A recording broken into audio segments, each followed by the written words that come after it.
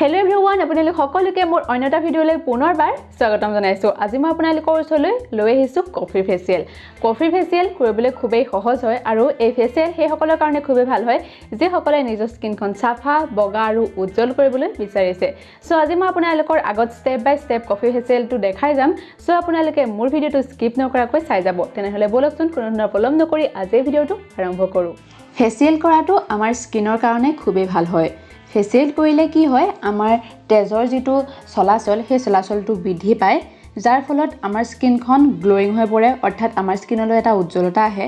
আমাৰ স্কিনখন বগা হয় আৰু আমাৰ স্কিনখন ইয়ং কৰি ৰখাত সহায় কৰে সেয়েহে আজি মই আপোনালোকৰ ওচৰলৈ কফি ফেচিয়েলটো লৈ আহিছো কফি ফেচিয়েলৰ প্ৰথম ষ্টেপটো হৈছে ক্লিনজিং স্কিনখন ক্লিন কৰিবৰ কাৰণে মই এটা পাত্ৰত লৈছো 5 বা 6 চামুচ কেঁচা গাখীৰ আৰু এতিয়া মই এটুকুৰা কপাহৰ সহায়ত স্কিনখন ভালদৰে সাফা কৰি লৈছো গাখীৰত পোৱা যায় লেক্টিক এসিড যিয়ে আমাৰ স্কিনখন খুব ধুনীয়াকৈ সাফা কৰে এই আপোনালোকে দেখিবলৈ পাইছে মোৰ স্কিনখন খুব ধুনীয়াকৈ সাফা হৈ গল এতিয়া মই ঠাণ্ডা পানীৰে স্কিনখন ধুই আহিম তাৰ পিছতে কৰিম 2 নম্বৰ ষ্টেপটো এই ফেচিয়েলৰ 2 নম্বৰ ষ্টেপটো হৈছে স্কিনখন এক্সফোলিয়েট কৰা বা স্ক্ৰাব কৰা স্ক্ৰাব বনাবৰ কাৰণে মই এটা পাত্ৰত 1 চামুচৰ পৰিমাণে লৈছো কফি আৰু লৈছো 1 চামুচ চেনি আপোনালোকে ইয়াত পৰিমাণবিলাক বহা কমা কৰিব পাৰে আৰু একেবাৰে শেষত 1 চামুচৰ পৰিমাণে নাৰিকল তেল দি এটা স্ক্ৰাব বনাই লৈছো এতিয়া মই এই মিশ্ৰণটোৰ সহায়ত স্কিনখন ভালদৰে স্ক্ৰাব কৰিছো স্ক্ৰাব কৰিলে কি হয় আমাৰ স্কিনৰ যিখিনি ডেড স্কিন সেল আছে বা মৃত কোষ আছে সেইখিনি আঁতৰি যায় আৰু যিখিনি আমাৰ ব্লেক হেড বা হোৱাইট হেড আছে সেইখিনিও আঁতৰি যায় যাৰ ফলত আমাৰ স্কিনখন সফট সাফুল হৈ পৰে আৰু আমাৰ স্কিনখন গ্লোইং কৰাত সহায় কৰে এনেদৰে মই 5 মিনিট সময় স্কিনখন স্ক্ৰাব কৰি ললো আৰু এতিয়া মই স্কিনখন নৰমেল পানীৰে ধুই আহিম এয়া চাওক স্কিনখন স্ক্ৰাব কৰি অহাৰ পিছত মোৰ স্কিনখন আগতকৈ বহুতে সাফা হৈছে এতিয়া মই কৰিম 3 নম্বৰ ষ্টেপটো আৰু 3 নম্বৰ ষ্টেপটো হৈছে আমাৰ স্কিনত এটা ফেস পেক লগোৱা ফেস পেক বনাবৰ কাৰণে আমাক লাগিব 1 চামুচ কফি 1 চামুচ দৈ আৰু 1 চামুচ বেসন এতিয়া মই গুটিকেইটা সমপৰিমাণে এটা পাত্ৰত লৈ লৈছো আৰু 1 চামুচ কেঁচা গাখীৰ দিছো এই পেষ্টটো বনাবৰ কাৰণে গুটেখিনি ভালদৰে মিহলি কৰি লোৱাত আমাৰ পেষ্ট স্কিনত লগাবলৈ ৰেডি হৈ পৰিল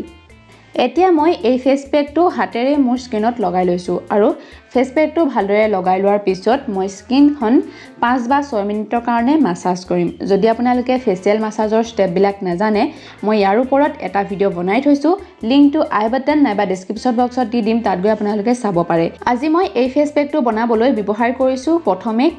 কফিত পোৱা যায় কেফেন নামৰ তত্ত্ব আৰু এন্টিঅক্সিডেন্ট যিয়ে আমাৰ ডেমেজ স্কিনখন ৰিপেয়াৰ কৰে আৰু আমাৰ স্কিনখন বগা সাফা আৰু উজ্জ্বল কৰাত সহায় কৰে আৰু আমি এই ফেস পেকটোত দিছো দৈত লেক্টিক এসিড পোৱা যায় যিয়ে আমাৰ স্কিনখন বগা কৰে আৰু একেবাৰে শেষত দিছো বেসনে আমাৰ স্কিনখন বগাও কৰে আৰু সাফা কৰাটো সহায় কৰে এই ফেচিয়েল কৰিলে আমাৰ স্কিনখন সাফা আৰু বগা হ'বই আমাৰ স্কিনলৈ এটা উজ্জ্বলতা আহিব আমাৰ স্কিনখন ইয়ং কৰি ৰাখিব আৰু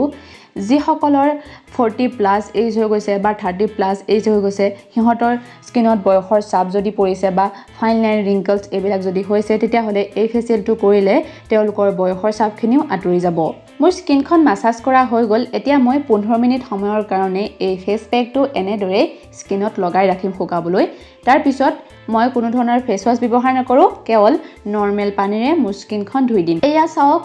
এই কফি ফেচিয়েলটো কৰাৰ পিছত মোৰ স্কিনখন আগতকৈ বহুতেই সাফা হৈছে স্কিনখন অকনমান বগা হৈছে আৰু স্কিনলৈ খুব ধুনীয়া এটা গ্লো আহিছে আপোনালোকে নিশ্চয়কৈ দেখা পাইছে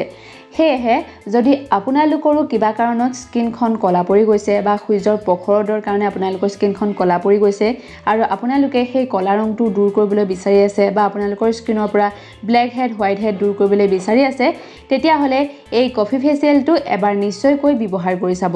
আৰু আপোনালোকে ভাল ৰিজাল্ট পাবৰ কাৰণে মাহেকত দুবাৰকৈ এই কফি ফেচিয়েলটো ঘৰত কৰিব পাৰে